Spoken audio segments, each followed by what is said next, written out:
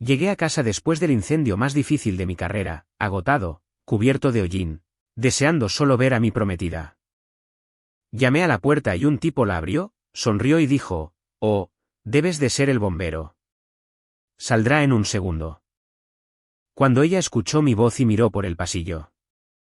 Llegué a casa después del incendio más duro de mi carrera, creyendo que la peor parte del día ya había quedado atrás. Mi equipo todavía olía a aislamiento quemado y a ceniza mojada. Sentía los hombros como si alguien hubiera apilado bloques de hormigón sobre ellos, uno por uno. El interior de mi garganta estaba irritado por un humo que se negaba a desaparecer del todo, sin importar cuánta agua bebiera en la estación. Todo lo que quería era la tranquila familiaridad de mi apartamento y la persona que se suponía que me esperaba allí. La llamada se había torcido desde el principio. Era un incendio en un almacén en la central de abasto que se extendió más rápido de lo esperado, con gente atrapada dentro mucho antes de que llegáramos. Trabajamos a través de un calor que doblaba el metal y suelos que amenazaban con ceder bajo nuestras botas. Ayudé a sacar a 2 víctimas, ambas más pesadas de lo que parecían, ambas inmóviles de una manera que se me quedó grabada incluso después de que la sirena se detuviera. Para cuando el mando finalmente nos relevó, me temblaban las manos de esa forma retardada que significaba que mi cuerpo todavía se estaba poniendo al día con lo que había sucedido. Me salté la charla posterior a la llamada y conduje a casa solo. El radio permaneció apagado. No quería ruido, ni comentarios, ni que nadie me dijera que había hecho un buen trabajo. Quería una ducha, ropa limpia y el consuelo de ver la cara de Sofía cuando entrara por la puerta. Esa imagen me ayudó a soportar el tráfico del viaducto y el largo paseo desde el estacionamiento. Cuando llegué al apartamento, las luces del pasillo parpadeaban como siempre. La alfombra necesitaba ser reemplazada. El lugar olía ligeramente a productos de limpieza y a la comida de otra persona. Todos detalles normales. Llamé porque tenía las manos ocupadas y porque esperaba que ella abriera la puerta ya sonriendo, ya a mitad de una frase sobre algo sin importancia. La puerta se abrió casi de inmediato. La persona que estaba allí no era ella. Él era alto, relajado, llevaba calcetines que claramente pertenecían al apartamento y una camisa que nunca había visto antes. No parecía sorprendido de verme. Parecía ligeramente divertido, como alguien que abre la puerta a una entrega que estaba esperando. Miró mi equipo, mi chamarra manchada, mi cara, y sonrió. Dijo algo casual sobre que yo era el bombero y añadió que ella saldría en un segundo. El pasillo pareció estrecharse. El ruido del interior del apartamento no cesó. La música sonaba suavemente desde algún lugar más profundo del lugar. El extraño no se apartó de inmediato. Se quedó en el umbral, apoyándose ligeramente en el marco, cómodo de una manera que no encajaba con la situación. Me quedé allí más tiempo del que debería. Mi cerebro estaba lento, todavía atascado en algún lugar entre el incendio y el momento presente. En su lugar, me fijé en pequeñas cosas, su teléfono cargándose en la barra de la cocina detrás de él, un vaso con aros de condensación cerca del fregadero, unos zapatos junto a la puerta que no eran míos. Cuando Sofía oyó mi voz, todo cambió. No la levanté. No grité. Simplemente dije su nombre como siempre lo hacía cuando llegaba a casa. Eso fue suficiente. Apareció al final del pasillo y se detuvo tan bruscamente que fue casi antinatural. Su postura se tensó. Su rostro perdió el color. Por un breve segundo, sus ojos se dirigieron al extraño y luego de nuevo a mí, como si estuviera calculando distancias, tiempo, opciones. El extraño se hizo a un lado entonces, permitiéndome finalmente ver la longitud completa del apartamento que había ayudado a pagar. Los cojines del sofá estaban desordenados. La mesa de centro estaba despejada, excepto por un trozo de correspondencia doblado que reconocí como un sobre de Banorte. El aire olía diferente. No mal, solo desconocido. Entré sin pedir permiso. Nadie me detuvo. Sofía dijo mi nombre de nuevo, esta vez más suave, más lento, como si estuviera probando cómo sonaba en el aire. Miró mi equipo, mis manos, el hollín seco en mi cara. No se acercó para abrazarme. No me preguntó si estaba bien. El extraño nos observaba con abierta curiosidad. Le pregunté quién era. La pregunta salió plana y objetiva. Todavía no sentía ira, solo confusión superpuesta al agotamiento. Ella respondió demasiado rápido. Un amigo, alguien del trabajo, alguien que pasó por allí porque le preocupaba estar sola. Nada de eso encajaba con la escena. Él sabía dónde estaban las cosas. Sabía que yo era bombero. Sabía que ella saldría en un segundo. Eso no era algo que supiera un visitante casual. Me quité la chamarra y la puse en el respaldo de una silla. La ceniza cayó al suelo. Sofía se estremeció con el sonido. Esa pequeña reacción me dijo más que sus palabras. Volví a preguntar, esta vez más despacio. El extraño respondió por ella. Se presentó como Ricardo. Lo dijo como si su nombre perteneciera a ese lugar. Añadió que Sofía me había mencionado antes de pasada, generalmente al explicar su horario o por qué había cancelado planes. Ese detalle me golpeó con fuerza. No debería haber sabido tanto, no a menos que hubiera estado presente el tiempo suficiente para escuchar esas conversaciones desarrollarse de forma natural. Me volví hacia Sofía. Ella negaba con la cabeza, ya desmintiendo cosas que no se habían dicho en voz alta. Sus manos se retorcían juntas en su cintura. Parecía más pequeña de lo habitual, pero no frágil, más bien como alguien acorralado. Pregunté cuánto tiempo. Dudó el tiempo justo para que esa pausa lo dijera todo. Fue entonces cuando la realidad se asentó, no como un choque dramático, sino como una pesada certeza.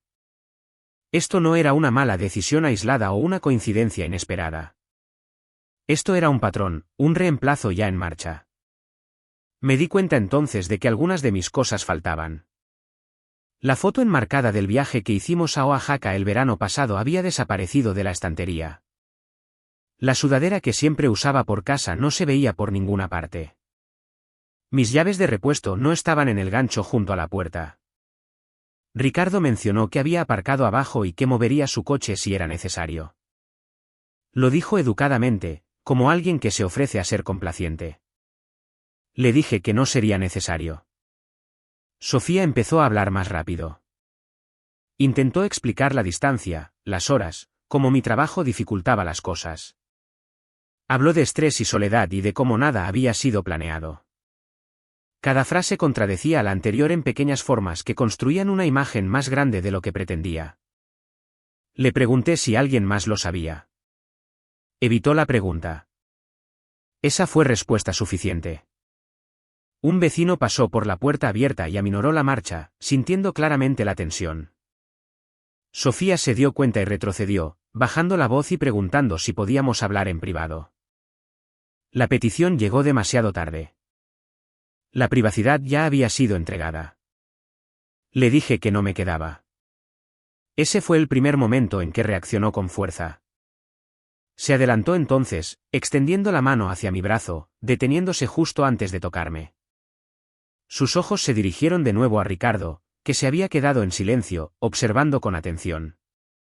Le pregunté si pensaba quedarse a pasar la noche.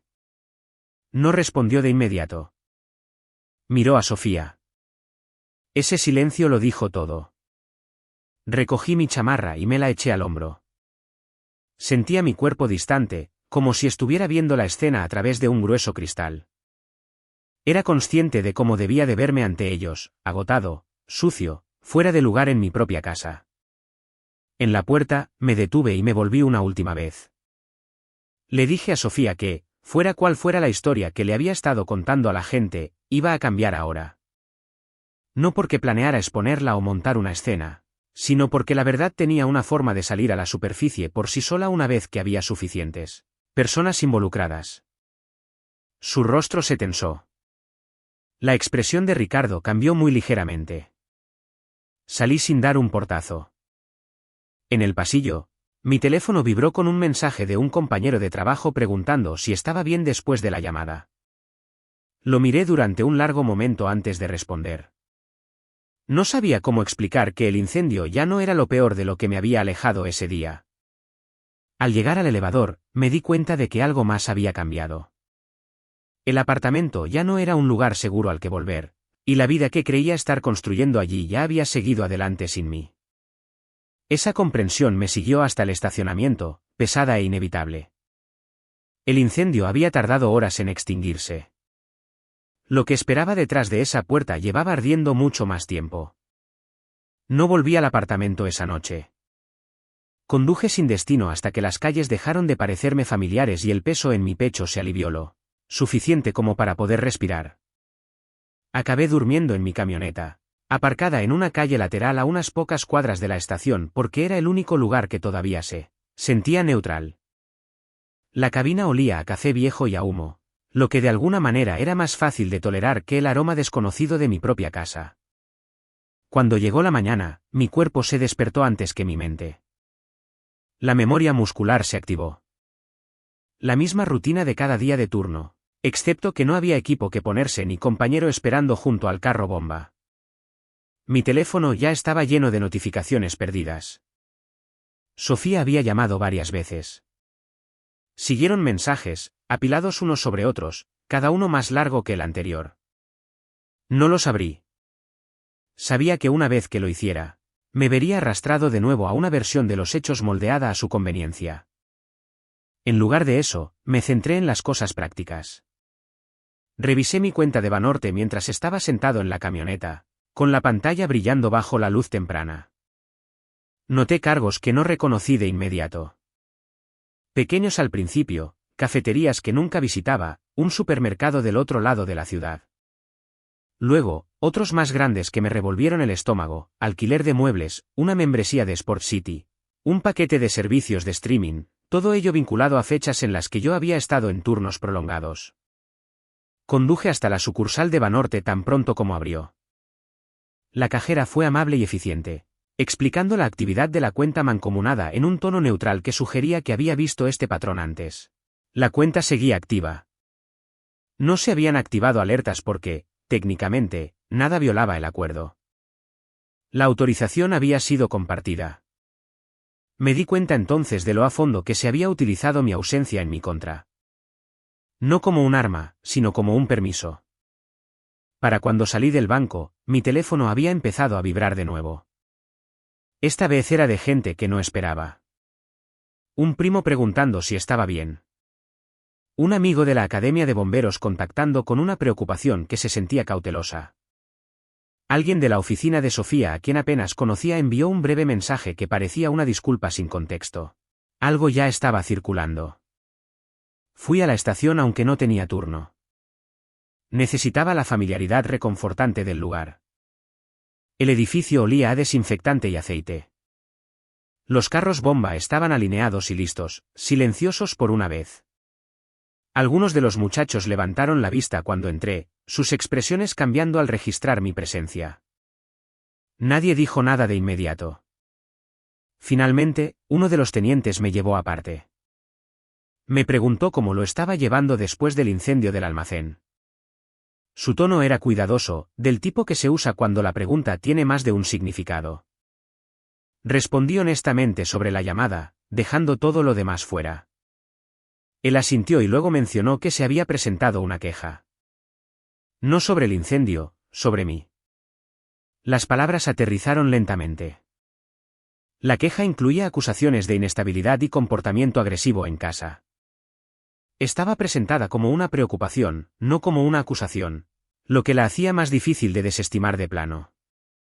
Explicó que el protocolo requería que se tomara nota, nada más en esta etapa. Comprendí de inmediato de dónde venía. Salí de la estación con un nudo formándose entre mis hombros. La traición ya no estaba contenida dentro de los límites personales. Había comenzado a filtrarse en el único lugar en el que siempre había confiado. Esa tarde, finalmente escuché los mensajes de Sofía. Habló de malentendidos, de la elección del momento, de cómo todo parecía peor de lo que era. Presentó la noche como una coincidencia superpuesta al estrés. Evitó los detalles y se apoyó mucho en lo abrumada que se sentía.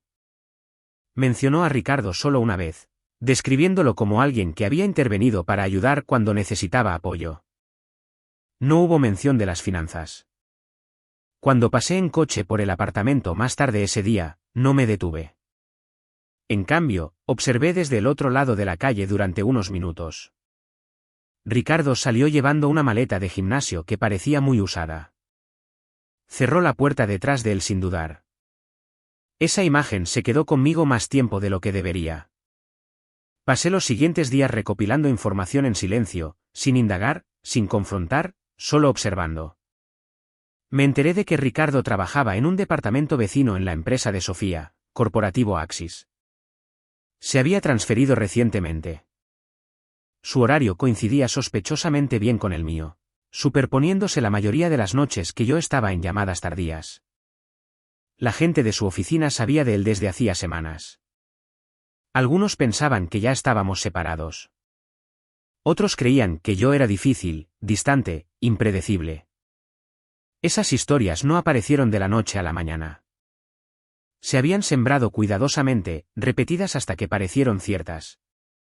Contacté a un amigo que se ocupaba de planificación financiera de forma secundaria. Repasamos las cuentas juntos. Señaló patrones que yo había pasado por alto, la forma en que las compras aumentaban gradualmente, probando límites, la forma en que los fondos conjuntos se utilizaban para establecer lo que parecía un hogar paralelo dentro del mío. La revelación dolió menos de lo que esperaba.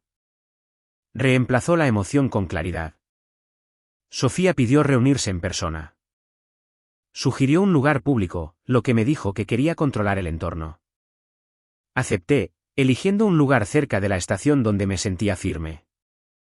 Llegó tarde, vestida cuidadosamente como alguien que asiste a una entrevista de trabajo.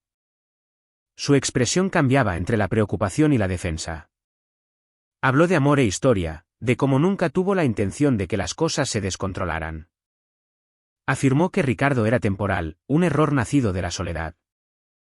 Le pregunté por qué mi nombre estaba siendo asociado a quejas de inestabilidad. Su rostro se tensó. Dijo que solo había hablado con unas pocas personas, que estaba preocupada por mí, que quería que se aseguraran de que estaba bien. Lo presentó como un acto de cuidado. Le dije que parara.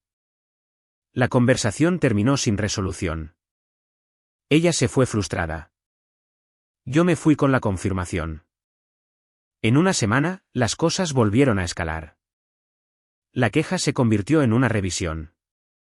No disciplinaria, pero suficiente para sacarme del servicio activo temporalmente. Se presentó como una preocupación por mi estado de preparación después de una llamada traumática.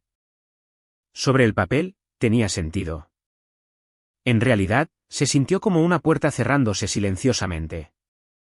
Ricardo se movió más abiertamente entonces. Su coche aparecía regularmente en mi antiguo lugar de estacionamiento. Sofía dejó de fingir que la discreción importaba. El cambio del secretismo a la confianza fue abrupto. Me enteré a través de un conocido mutuo de que ya había hablado con un agente inmobiliario, no para vender, sino para discutir opciones. Esa noche, empaqué el resto de mis pertenencias mientras no estaban. Me moví eficientemente, evitando el sentimentalismo, ropa, documentos, objetos personales. Dejé los muebles compartidos intactos. No dejé una nota. Mientras cargaba la última caja en mi camioneta, noté a una vecina observando desde su balcón. Apartó la vista rápidamente, pero el mensaje era claro. La gente estaba prestando atención ahora. La historia ya no era privada. Lo que Sofía y Ricardo aún no se daban cuenta era que cada paso que daban hacía que la verdad fuera más fácil de rastrear. Su confianza creaba patrones.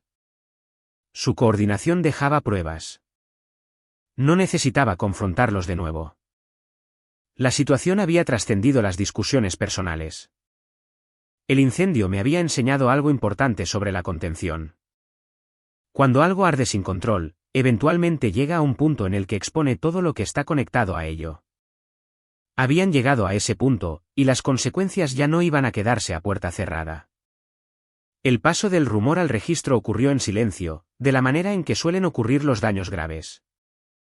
Un día me reasignaron temporalmente bajo la explicación de una revisión posterior al incidente, y al día siguiente mi tarjeta de acceso no abría todas las puertas que solía abrir. No se hizo ningún anuncio, no se pronunciaron acusaciones en voz alta. El cambio vivía en los procedimientos, en los formularios, En conversaciones educadas que de repente tenían peso legal. Me pidieron que proporcionara una declaración sobre mi bienestar. La solicitud provino de un administrador que conocía desde hacía años. Alguien que me había visto trabajar en incendios que llevaban a la gente más allá de sus límites. Lo presentó como algo rutinario. Yo entendí mejor. Una vez que la preocupación se documentaba, creaba un rastro documental que no podía borrarse con buenas intenciones. Las acusaciones en sí eran vagas, lo que las hacía peligrosas: volatilidad emocional, dificultad para separar el estrés laboral del comportamiento personal, informes de tensión en casa. Nada de eso podía refutarse fácilmente porque nada describía un incidente específico. Pintaba un cuadro sin trazar líneas. Sabía de dónde venía, pero saberlo no facilitaba contrarrestarlo. Solicité copias de todo lo relacionado con la queja. Eso ralentizó las cosas. Las solicitudes siempre lo hacían. Mientras los administradores revisaban políticas y plazos, me centré en lo único que todavía estaba completamente bajo mi control: los hechos. Saqué mis bitácoras de llamadas, horarios de turnos e informes de incidentes del incendio del almacén y de las semanas previas. Construí una cronología que mostraba exactamente dónde había estado y cuándo. Largas horas, llamadas nocturnas consecutivas, tiempo extra obligatorio, no como defensa, sino como contexto. Al mismo tiempo, otras piezas comenzaron a surgir por sí solas. Una compañera de trabajo de la oficina de Sofía se puso en contacto, anónimamente al principio, y luego, tras un breve intercambio, abiertamente. Dijo que se sentía incómoda con cómo se había descrito la situación internamente. La versión que se compartía no coincidía con lo que ella había visto. Mencionó conversaciones en las que Sofía hablaba de la necesidad de establecer distancia antes de que las cosas se hicieran oficiales con Ricardo. Recordaba esas palabras porque se dijeron de manera casual, como si el plan ya estuviera decidido. Esa forma de expresarse importaba. Otro mensaje llegó de otra persona en el mismo edificio. Este mencionaba a Ricardo directamente. Lo habían presentado como la pareja de Sofía semanas antes de que yo llegara a casa y llamara a esa puerta. El prometido bombero era mencionado como una complicación, no como una persona. Lo documenté todo: fechas, nombres, capturas de pantalla cuando era posible. Aún no las compartí. Mientras tanto, Sofía escaló la situación. Se puso en contacto con alguien de más alto rango en mi departamento, el heroico cuerpo de bomberos. Alguien que conocía a través de un evento de caridad años antes. La conversación se enmarcó de nuevo como una preocupación. Expresó temor por su seguridad, citando imprevisibilidad emocional en lugar de actos físicos. Estaba cuidadosamente redactado, casi ensayado. Fue entonces cuando la situación cruzó la línea. El miedo, una vez expresado en un contexto oficial, exigía una respuesta. Me pusieron en baja administrativa prolongada pendiente de evaluación. Mi casillero fue sellado. Mi nombre fue temporalmente eliminado de los tablones de rotación activa. La explicación fue procedimental, pero el resultado se sintió personal. Ricardo comenzó a aparecer más abiertamente conectado a la vida pública de ella. Surgieron fotos en línea de reuniones a las que nunca me habían invitado. Él estaba cerca de ella. Su postura indicaba permanencia. Los comentarios debajo de esas publicaciones trataban la relación como si llevara mucho tiempo establecida. Observé todo sin reaccionar. El proceso de evaluación avanzó lentamente. Siempre lo hacía. Me reuní con un psicólogo designado por el departamento, alguien neutral cuyo trabajo era juzgar, solo evaluar la preparación. Hablamos sobre el incendio, sobre el estrés acumulado, sobre mi reacción a la traición sin usar esa palabra. Respondí honestamente, ciñéndome a eventos verificables. Al mismo tiempo, Sofía presentó una declaración suplementaria. Esta incluía la afirmación de que había considerado abandonar el apartamento antes, pero temía cómo reaccionaría yo. De nuevo, no se citó ningún incidente, solo una insinuación. Esa declaración desencadenó una revisión separada. Me aconsejaron que contratara a un abogado, no porque los cargos fueran inminentes, sino porque la superposición entre la revisión laboral y la acusación personal creaba una exposición. Seguí ese consejo. El abogado escuchó atentamente. Hizo preguntas precisas. Explicó algo importante desde el principio: las narrativas falsas a menudo se derrumban bajo su propio peso, pero solo si se les permite avanzar lo suficiente como para contradecirse. Interrumpir demasiado pronto a veces las fortalece. Así que esperé. Las contradicciones llegaron más rápido de lo esperado. Ricardo, ahora confiado, habló demasiado libremente en un evento de trabajo. Bromeó sobre lo difícil que era entrar en una situación en la que alguien más todavía estaba técnicamente involucrado. Alguien lo escuchó. Alguien lo recordó. Ese comentario llegó a las mismas personas a las que se les había dicho que yo era inestable e impredecible. Las cronologías ya no coincidían. Una revisión financiera relacionada con el contrato de arrendamiento del apartamento añadió otra capa. Sofía había intentado eliminar mi nombre sin la notificación adecuada, citando preocupaciones que no se alineaban con los requisitos del contrato. Ese intento fue documentado, al igual que la razón que dio. Cuando se le pidió que aclarara, proporcionó una explicación diferente a la que ya constaba en el registro. Esas inconsistencias importaban. Mi abogado solicitó una revisión consolidada, vinculando las acusaciones personales con las implicaciones laborales. Eso forzó la comunicación entre departamentos que antes habían operado por separado. La información que había estado aislada ahora se compartía. La narrativa comenzó a fracturarse. Me llamaron de nuevo, esta vez para responder preguntas no sobre mi comportamiento, sino sobre las declaraciones de Sofía. El tono había cambiado. Ahora había escepticismo, no dirigido a mí, sino a la situación en su conjunto. Ricardo desapareció de las redes sociales poco después. Las fotos fueron eliminadas. Las cuentas se volvieron privadas. Ese tipo de limpieza siempre llega demasiado tarde. Una pieza final llegó inesperadamente. Una vecina del edificio de apartamentos presentó una declaración por su cuenta. Describió múltiples noches en las que Sofía y Ricardo discutían a gritos, a veces sobre plazos, a veces sobre dinero. Mencionó haberme visto solo una vez durante todo ese periodo, la noche que llamé a la puerta. Esa observación socavaba la imagen de tensión constante que se me atribuía. Para cuando concluyeron las revisiones, la forma de la situación había cambiado por completo. La preocupación que una vez se centró en mi estabilidad ahora se enfocaba en la credibilidad de las afirmaciones hechas en mi contra. Fui autorizado para la reincorporación, pendiente de un último paso administrativo. Sofía fue informada del resultado antes que yo. Su reacción fue inmediata. Intentó retractarse de declaraciones anteriores, replanteándolas como malentendidos amplificados por el estrés. Las retractaciones no tuvieron el mismo peso que las originales.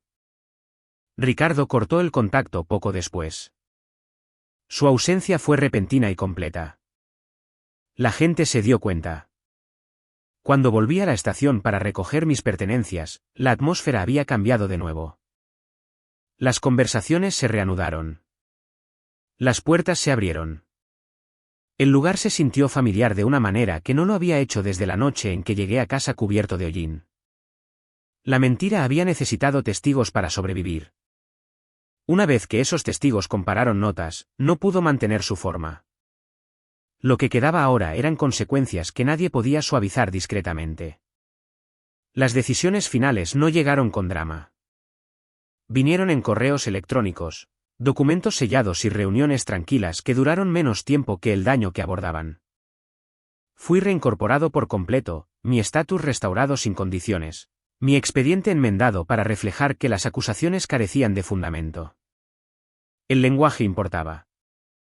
Significaba que la historia no podía ser contada de la misma manera que se había contado antes.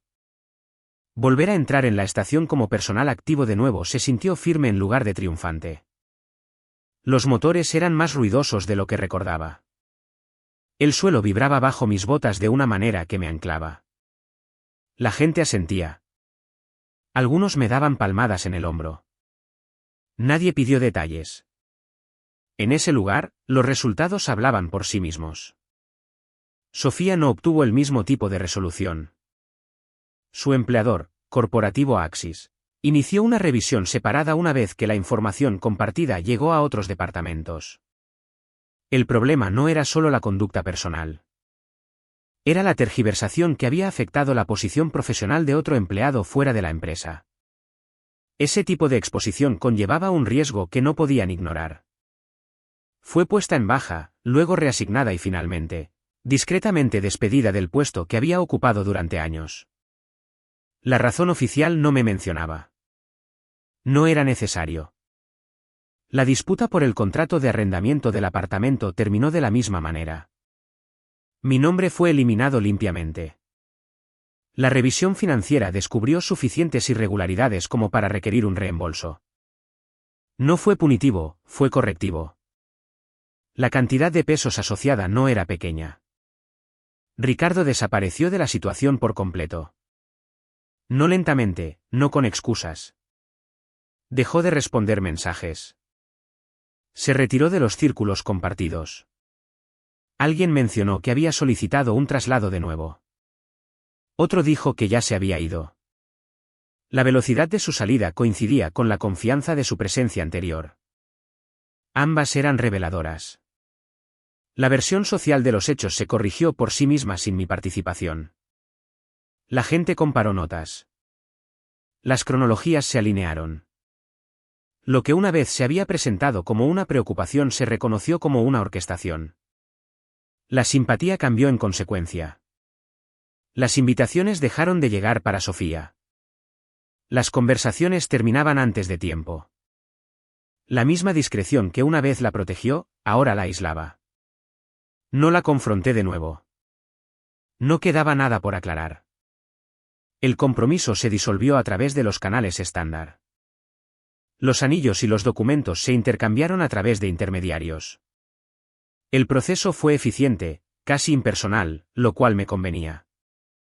No quería un cierre enmarcado como una conversación. Quería una separación definitiva. Hubo consecuencias más silenciosas también, del tipo que no generan papeleo. La familia de Sofía se puso en contacto una vez, no para discutir o defender, sino para preguntar qué había pasado. Expliqué solo lo necesario, ciñéndome a los hechos en lugar de a la interpretación. La llamada terminó cortésmente. No continuó. Unas semanas más tarde, me la encontré inesperadamente en un Superama. Parecía más pequeña de lo que recordaba, no físicamente, sino en su postura. Me vio y se dio la vuelta rápidamente. El momento pasó sin reconocimiento.